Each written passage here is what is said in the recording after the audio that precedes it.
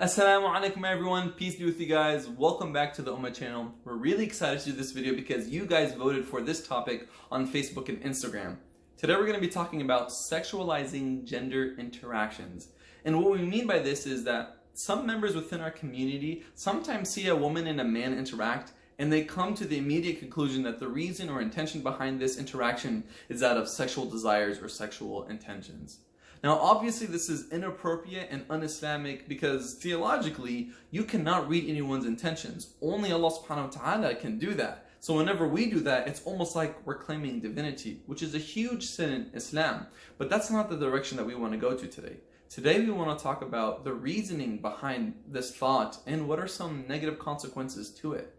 One huge reason that I find is that we live in a hypersexual society where everything has been extremely sexualized, to products on the TV, to social media, to even humans. And it's definitely immoral and disgusting. And us Muslims who value modesty, who understand the importance of respect and gender interactions, look at this extreme and we think, this is a problem, so we need to apply the opposite extreme in hopes of reaching a balanced world. Now, that is un-Islamic and it doesn't work. In Islam, we don't look at our religion, we don't look at our deen, our way of life, as an extreme responding to another extreme. No, Islam is a solution responding to a problem, right? Which means that we need to understand the problem and find the appropriate solution, not just do the opposite of what the wrong is, right? That's not how things always work.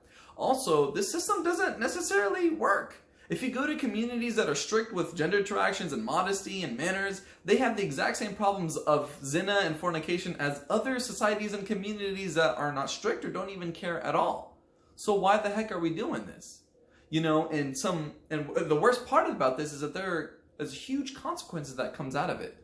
One of them is when we raise our younger boys with this sexualized gender interactions ideology, they will only look at women sexually. They will only see women for sexual desires and intentions. So you rather commit zina with them or you marry them. And these younger boys become the men of our community. They become the leaders of our communities. They become the scholars in our communities. And if they only look at women as this, then we are putting women at a huge disadvantage. And we are creating this very uncomfortable and un-Islamic atmosphere by these thoughts and these methods. And obviously this makes us vulnerable. And the worst part about even these consequences is not just for the men, but for the women. I do not want to speak for women. This is definitely a sensitive topic for many women, but I do know this. Women feel uncomfortable and unsafe within our communities because of this, because they are vilified and they are sexualized. And that is absolutely inappropriate. Women should feel safe and comfortable within our communities. Our communities should be the spot that they feel the best in. You know, our community should be the place that they feel that they're at home, but they're not because of this sexualized gender interactions ideology. And it puts women at a disadvantage when it comes to knowledge, when it comes to building a relationship with their community, when it comes to access to resources that many other men have because they don't feel sexualized or vilified within their own community. This is a huge issue. So what do? Look, we need to first find out what's haram and halal when it comes to gender interactions. We need to go to our scholars. We need to go to our teachers and figure out how did Muhammad sallallahu alaihi wasallam, peace be upon him, teach modesty. Then we need to have a conversation with our families, our communities, and figure out what is appropriate when it comes to gender interactions in the society that you live in the time that you live in.